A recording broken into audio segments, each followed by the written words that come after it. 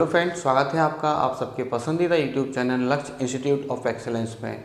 दोस्तों, अपन daily current affairs को cover करते हैं, तो उसी की तरह आज कुछ फैक्ट और आपके लिए मैं लेके आया हूं। और पिछला जो मंथ है वो अगस्त आपका निकल चुका है, तो अगस्त मंथ का पूरे करंट अफेयर्स का वीडियो हम लोग अपलोड कर चुके हैं, तो उसको आप लोग अच्छी तरीके से देख लीजिए।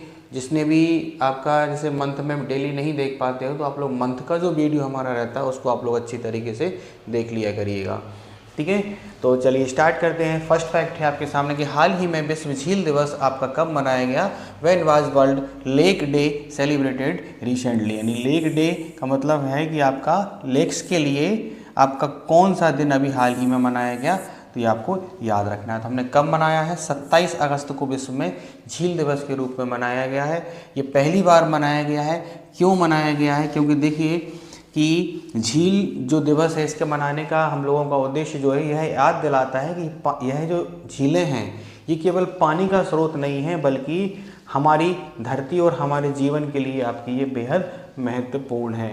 तो जहाँ भी झीलें रहती हैं उस जगह पर काफ़ी ज़्यादा सुंदर लगता है। जैसे आप लोगों ने सुना होगा कि झीलों का शहर हम लोग बात करते हैं, जैसे उदयपुर है, उदयपुर में काफ़ी सारी झील हैं, है ना। आपने नाम सुने होंगे, जैसे फतेह सागर लेक है ना। ऐसे ही आप कश्मीर में जाएंगे तो कश्मीर में आपको श्रीनगर में काफ़ी सारी झील मिलती हैं। भोपाल भी झीलों का शहर कहा जाता है। तो इस तरीके से जहाँ झीलें हैं वहाँ का जो वातावरण है बहुत कुछ अच्छा होता है, और उसी के लिए आपका ये शुरू किया हुआ है। नेक्स्ट है, हाल ही में नायरा एनर्जी ने किसे अपना नया CEO नियुक्त किया हुआ है। Who has been recently appointed by Nayara Energies CEO।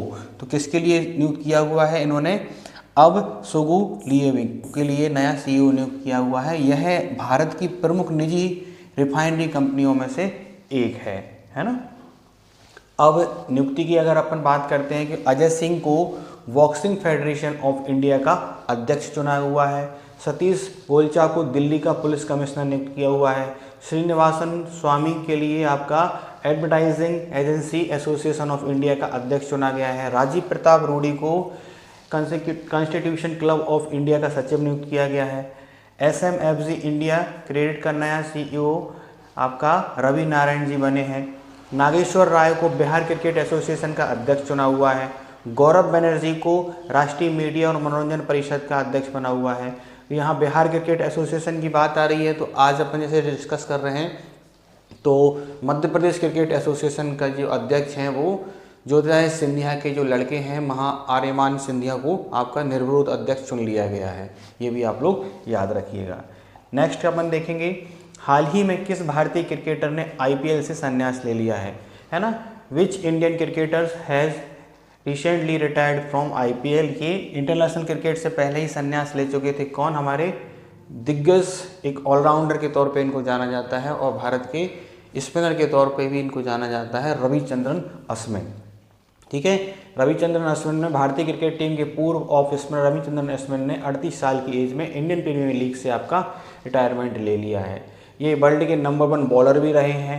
Second fastest to take 500 test wicket, यानी दूसरे आपके सबसे अधिक तेज 500 विकेट आपके हासिल करने वाले आपके खिलाड़ी बने हैं। 516 विकेट उन्होंने टेस्ट में लिए, 100 टेस्ट खेले हैं, है ना। 300 फास्टेड टेस्ट विकेट भी लेने का रिकॉर्ड इनके नाम दर्ज है। रविचंद्रन अश्विन के नाम कई शानदार रिकॉर्ड हैं, जिनमें सबसे प्रमुख है टेस्ट क्रिकेट में भारत के लिए दूसरे सबसे ज़्यादा विकेट लेने वाले। पहले नंबर पर कौन है, हमारे अनिल कुंबले। ठीक है, और सभी फॉर्मेट्स में दूसरा सबसे ज़्यादा विकेट लेने वाला भारतीय होने का भी गौरव इनको प्राप्त है। उन्होंने 11 बार प्लेयर ऑफ द सीरीज़ का पुरस्कार जीता है, जो किसी भी खिलाड़ी द्वारा सबसे ज़्यादा है। साथ ही उन्होंने टेस्ट में 37 विकेट भी आपके लिए हुए हैं, जो किसी भारतीय क्रिकेटर्स के द्वारा आपका सर्वाधिक है। उन्होंने एक ही मैच में शतक और 5 विकेट लेने का कारनामा 4 बार किया है। और अगर आप इनका रिकॉर्ड्स को देखेंगे ना, तो रविचंद्रन अश्विन ने ऐसा कई बार हुआ है कि जब भारतीय क्रिकेट टीम को अपनी बल्लेबाजी से प्रभावित किया है और टेस्ट मैच को उन्होंने बचाया है ना। तो रविचंद्रन अश्विन को आपको याद रखना है। अब अपन इनके कुछ और थोड़े से रिकॉर्ड्स जानते हैं कि टेस्ट क्रिकेट की अगर बात करें तो इन्होंने 106 टेस्ट मैच में 537 विकेट हासिल किए हैं, जो भारतीय अनिल कुंबले के द्वारा लिए गए 619 विकेट के बाद दूसरे नंबर के आपके ये बॉलर हैं। फास्टेस्ट 350 विकेट उन्होंने सबसे कम टेस्ट मैच में 350 विकेट हासिल किए हैं। प्लेयर ऑफ द सीरीज़ 11 बार बने हैं आपके ये, है ना। शतक और 5 विकेट हॉल, एक ही मैच में शतक और 5 विकेट लेने के मामले में इन्होंने यह कारनामा 4 बार किया है। 5 विकेट 37 बार लिए हैं, जो किसी भारतीय द्वारा आपका सबसे ज़्यादा है। ऑलराउंड प्रदर्शन की बात करें कि भाई टेस्ट क्रिकेट के इतिहास में 50 या उससे अधिक स्कोर करने वाले 30 से अधिक, है ना, और 5 विकेट लेने वाले दुनिया के आपके पहले क्रिकेटर आपके बने हुए हैं।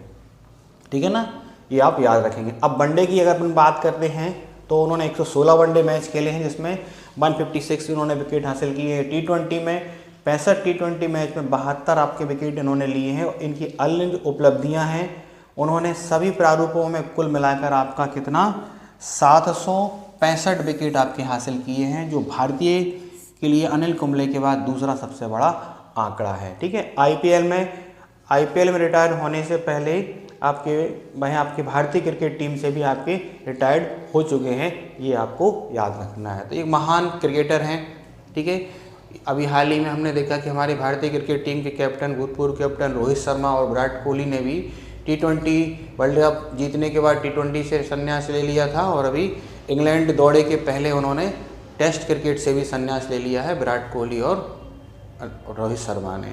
और अभी हाल ही में हमने देखा कि चेतेश्वर पुजारा, जो भारतीय क्रिकेट टीम की दूसरी द वॉल कहे जाते थे, उन्होंने भी अभी आपका क्रिकेट के सभी प्रारूपों से संन्यास ले लिया है। ठीक है, तो ये कुछ रिकॉर्ड्स हैं जो अपन लोगों ने देखे हैं अनिल कुंबले से संबंधित और क्रिकेट से संबंधित। तो आपको बस पढ़ना यही है कि देखिए खेलों के क्षेत्र में क्या हो रहा है, राजनीति में क्या हो रहा है, कौन से देश में क्या हो रहा है, यही अपन लोगों को पढ़ना होता है। यही एग्ज़ाम में आता है कि कौन सा व्यक्ति किस पोस्ट पर आपका अभी रिसेंटली अपॉइंट किया गया, है ना, किसने अपना पद छोड़ दिया। ये सब कुछ आप लोग अपडेट रहेंगे तो आप करंट अफेयर्स को धीरे धीरे कवर करते रहेंगे। और अगर आप लोग नहीं कर पाते हैं तो हमारा जो मंथ का वीडियो रहता है उसको आप लोग ज़रूर देखा करिए, जिसमें पूरा मंथ कवर हम लोग करते हैं। ठीक है, नेक्स्ट है, हाल ही में मदरसा बोर्ड भंग करके अल्पसंख्यक शिक्षा प्राधिकरण गठन कर अपना किसने किया हुआ है। तो अभी किसने किया हुआ है, उत्तराखंड कैबिनेट ने आपका डिसीजन लिया है। उत्तराखंड के चीफ मिनिस्टर आपको दिख रहे हैं, इन्होंने अल्पसंख्यक शैक्षणिक संस्थान अधिनियम 2025 को मंजूरी दी है। इसके तहत मुस्लिमों के साथ सिख, जैन, ईसाई, बौद्ध और फारसी संस्थानों को भी मान्यता मिलेगी। 1 जुलाई 2026 से मदरसा बोर्ड भंग कर अल्पसंख्यक शिक्षा प्राधिकरण आपका बना दिया गया है। मतलब अभी तक इसमें आप ये नहीं बोल सकते हैं कि देखिए गवर्नमेंट ने ऐसा कर दिया है कि मदरसों को ख़त्म कर दिया है। भाई मदरसों को ख़त्म नहीं किया है, एक नाम बदल कर उसका दायरा बढ़ाया है। यानी अभी अगर आप माइनॉरिटी की बात करें तो माइनॉरिटी में जो था मदरसा बोर्ड केवल मुस्लिमों के लिए ही आपका सारी व्यवस्थाएं करता था, लेकिन अब जो माइनॉरिटी कमीशन बनेगा उसमें उन्होंने ये क्या करा है कि उन्होंने एक संस्थान अधिनियम यानी अल्पसंख्यक शैक्षणिक संस्थान अधिनियम 2025 ये लेके आए हैं, जिसके अंतर्गत उन्होंने दायरा बढ़ाकर क्या किया है, मुस्लिमों के साथ साथ आपका देखिए लिखा है ना, मुस्लिम के साथ उन्होंने सिख समुदाय, जैन, ईसाई, बौद्ध और पारसी समुदाय जो भी माइनॉरिटी में आते हैं, अल्पसंख्यक में आते हैं, इन सबको इसमें शामिल किया है और इसका दायरा बढ़ाया। तो ये ना समझा जाए कि मदरसा को ख़त्म कर दिया गया है। मदरसा बोर्ड ख़त्म नहीं किया है, उसका विस्तार किया है और नाम बदला है, और उसमें मुस्लिमों के साथ अन्य समुदाय के लिए भी उन्होंने क्या किया है, आपका अधिकार दिए हैं। ये आपको याद रखना है, ठीक है ना। चलिए नेक्स्ट देखेंगे, इसमें थोड़ा सा अपन और जानकारी ले लेते हैं, जैसे है ना। नेक्स्ट है कि केंद्रीय गृह मंत्रालय के अनुसार केंद्र शासित प्रदेश जम्मू कश्मीर के उपराज्यपाल को कितने सदस्यों को नॉमिनेट करने का अधिकार दिया गया है। अभी हमने देखा था कि हमारे यहाँ इंडिया में 29 स्टेट थे। 29 स्टेट में से जो एक स्टेट था जम्मू कश्मीर था, उसको राज्य के दर्जे से उसको केंद्र शासित प्रदेश में हम लोगों ने कन्वर्ट कर दिया था, और वहाँ 2 हम लोगों ने यूनियन टेरिटरी या केंद्र शासित प्रदेश बना दिए थे। अब सरकार ने वहाँ चुनाव कराया, सरकार बनाई, अब वहाँ पर क्या किया जा रहा है, सरकार धीरे धीरे वहाँ परिवर्तन कर रही है। तो एक उन्हीं में से एक परिवर्तन है कि वहाँ का जो डिप्टी गवर्नर होगा उसके लिए सदस्यों को नॉमिनेट करने का पावर दिया गया है। तो केंद्रीय गृह मंत्रालय ने जम्मू कश्मीर उच्च न्यायालय को सूचित किया है कि केंद्र शासित प्रदेश आपका के जो उपराज्यपाल होंगे सरकार सहायता सलाह के लिए बिना जम्मू कश्मीर विधानसभा में 5 सदस्यों को नॉमिनेट कर सकता है। मंत्रालय ने इस बात की जानकारी दी है कि उपराज्यपाल का कार्यालय सरकार का विस्तार आपका ये नहीं है, ये इसमें उन्होंने बताया है, ठीक है ना। चलिए नेक्स्ट है कि हाल ही में WHO ने किसी रूबेला उन्मूलन के लिए आपका सत्यापित किया है। तो नेपाल में ये आपका हुआ है कि यह उपलब्धि रूबेला बीमारी से मुक्ति पाने के लिए आपका किया है। WHO यानी वर्ल्ड हेल्थ ऑर्गेनाइजेशन, विश्व स्वास्थ्य संगठन ने ये घोषणा की है कि नेपाल ने रूबेला को सार्वजनिक स्वास्थ्य समस्या के रूप में समाप्त कर दिया है। ये आप याद रखेंगे। हाल ही में विश्व मच्छर दिवस आपका कब मनाया गया? When is world mosquito day celebrated recently? तो अभी हाल ही में ये 20 अगस्त को मनाया गया। दुनिया भर के लोगों को विश्व मच्छर दिवस मनाने के लिए एकजुट होते हुए यहाँ पर देखा गया। मच्छर और उनके द्वारा फैलाई जाने वाली बीमारियों के प्रति जागरूकता बढ़ाना और उसकी रोकथाम के उपायों के बारे में बताने इसका उद्देश्य है। ये आप याद रखिएगा, ठीक है ना। नेक्स्ट देखेंगे, हाल ही में व्यावसायिक लाइसेंसिंग को सुव्यवस्थित करने और वैश्विक निवेश आकर्षित करने के लिए वन फ्री जोन पासपोर्ट किसने लॉन्च किया है ना। तो किसने लॉन्च किया है? आपका दुबई ने वैश्विक व्यापार केंद्र के रूप में अपनी स्थिति मजबूत करने के उद्देश्य से वन फ्री जोन पासपोर्ट नामक एक एकीकृत लाइसेंस प्रणाली शुरू की है।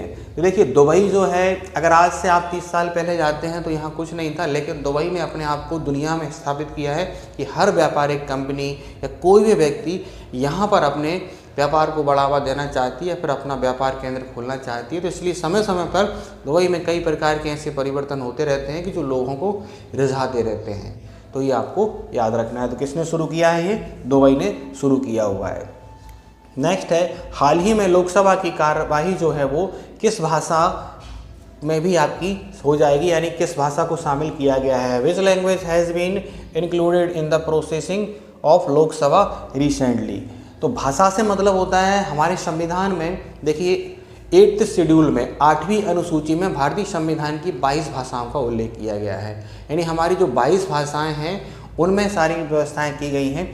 अब अभी तक क्या होता था कि उनमें से आपकी सारी पे व्यवस्था होती थी, लेकिन अब कश्मीरी, कोंकणी और संथाली भाषा को भी इसमें जोड़ दिया गया है, यानी इसमें भी आपकी कार्रवाई होगी, ठीक है। अब संथाली समेत 8वीं अनुसूची में शामिल सभी 22 भाषाएं जो हैं वो आपकी क्या होंगी, उसी में सभी में कार्रवाई आपकी होगी, आपको याद रखना है, ठीक है। तो कॉन्स्टिट्यूशन आप लोग पढ़ा होंगे, तो कॉन्स्टिट्यूशन में हर शेड्यूल में एक अलग अलग प्रावधान किया गया है। क्योंकि देखिए हमारा भारत का जो संविधान है, हमारे संविधान को हम लोगों ने, हमारे संविधान का एक तरीके से हम इंडेक्स की अगर बात करें तो इंडेक्स को हम लोग 3 भागों में बांटते हैं। एक तो बोलते हैं आप लोग भाग, पार्ट्स हमारे होते हैं, है ना। तो भारत में आपके जो भाग हैं, ऐसे ही हमारे आर्टिकल हैं, ऐसे ही हमारी शेड्यूल हैं, यानी अनुच्छेद, अनुसूचियाँ या भागों में हमने हमारे संविधान को बांटा हुआ है। वहाँ पर वर्णित है कि कौन से भाग में क्या चीज़ बताई गई है, कौन सी अनुसूची में क्या भाग बताई गई है। तो ऐसे ही हमारे इंडियन कॉन्स्टिट्यूशन का शेड्यूल नंबर 8 यानी भारतीय संविधान की अनुसूची नंबर 8 में हमने क्या किया हुआ है, हमने हमारी भारतीय संविधान की 22 भाषाओं का उल्लेख किया हुआ है कि हमारे संविधान की कौन कौन सी भाषाएं होंगी। उनमें अभी आपका ये आपको याद रखना है कि कोंकणी, संथाली और कश्मीरी भाषा में भी अब हमारे संविधान की जो कार्रवाई होगी वो आपकी होगी, ये आपको याद रखना है, ठीक है। तो आप विस्तार से जानने के लिए हमारे कॉन्स्टिट्यूशन को भी अच्छे से पढ़िए। वहाँ आप अगर आप पॉलिटी को पढ़ेंगे तो आपको बहुत अच्छा लगेगा। अभी वनडे एग्ज़ाम की सीरीज़ हमारे चैनल पे चल रही है, तो पॉलिटी को आप लोग वहाँ से पढ़िए, आपको निश्चित तौर पे वो चीज़ अच्छी लगेगी। और करंट अफेयर्स के लिए तो आप लोग डेली हमारे वीडियोस को देखते रहिए। और जो डेली नहीं देख पाता है, जैसे जिसने आज ये पहली बार वीडियो देख रहे होंगे, तो पिछले मंथ का करंट अफेयर्स आपको अगर पूरा कवर करना है तो एक वीडियो में पिछला मंथ का पूरा करंट अफेयर्स आपको कवर हो जाएगा, वो आप लोग देख लीजिएगा, है ना। हर मंथ के लास्ट में हम लोग क्या करते हैं, आपके लिए करंट अफेयर्स का एक वीडियो अपलोड कराते हैं, तो वो पूरा का पूरा उसमें आपका पूरे मंथ का करंट अफेयर रहता है, उसको आप लोग अच्छी तरीके से देख लिया करिएगा, ठीक है। तो जुड़े रहिए हमसे। जुड़ने के लिए क्या करना है, जिनने हमारे चैनल को सब्सक्राइब नहीं किया है वो चैनल को सब्सक्राइब करें। वीडियो आपको पसंद आ रहे होंगे तो इनको लाइक करें, अपने दोस्तों को शेयर करें। आप सभी को, आप सभी के आगामी परीक्षाओं के लिए लक्ष्य इंस्टीट्यूट ऑफ एक्सीलेंस परिवार की तरफ से शुभकामनाएं। जय हिंद, जय भारत।